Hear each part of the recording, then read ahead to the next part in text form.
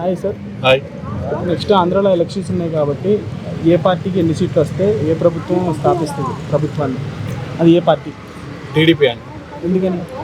ఎందుకంటే ఇప్పుడు జగన్ ప్రభుత్వం బాగాలేదు, అంటే అన్ని ఉచిత పథకాలు ఇస్తున్నాడు, బట్ అభివృద్ధి అనేది లేదు కాబట్టి టీడీపీ వస్తుంది.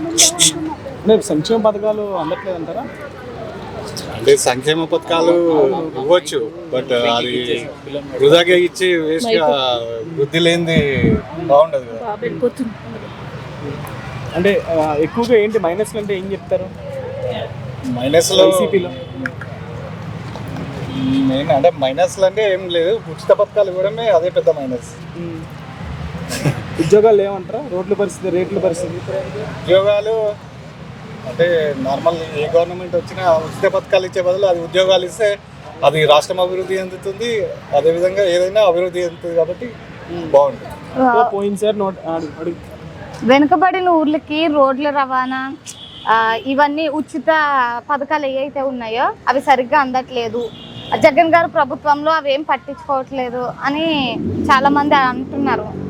అదొకటి మైనస్ అయిందంటారా జగన్ గారు? ఏదైనా వృద్ధి చెందాలంటే రవాణా వ్యవస్థ బాగా ఉండాలి, బట్ ఈ ప్రభుత్వం చేయలేనట్టుంది, అది కూడా మైనస్. పోయినసారి 150 సీట్లు భారీగా గెలిపించారు జగన్ గారికి, ఒక అవకాశం అని చెప్పి. ఈసారి అని వస్తాయా? ఈసారి కష్టమే జగన్ రావడం. 170 సీట్లు, ఎన్ని సీట్లు వస్తాయి? 150లో అంటే అసలు 175లో మేబీ 25 అట్లా వస్తుంది. ఈసారి జనసేన వచ్చే అవకాశాలు ఏమైనా ఉన్నాయా? అది జనసేన అంటే కొన్ని సీట్లు వస్తాయి, ఎందుకంటే టీడీపీ తోటి పొత్తు ఉంటుంది కాబట్టి కొన్ని సీట్లకు అవకాశం. సో ఈసారి పక్కాగా టీడీపీ జనసేన కూటమి ప్రభుత్వం ఏర్పడుతుంది అనుకుంటున్నారు ఎలక్షన్స్లో, నెక్స్ట్ ఎలక్షన్స్లో. టీడీపీ ప్రభుత్వం డెఫినెట్లీ టీడీపీ ఫామ్ అవుతుందని నా ఊహ. Thank you.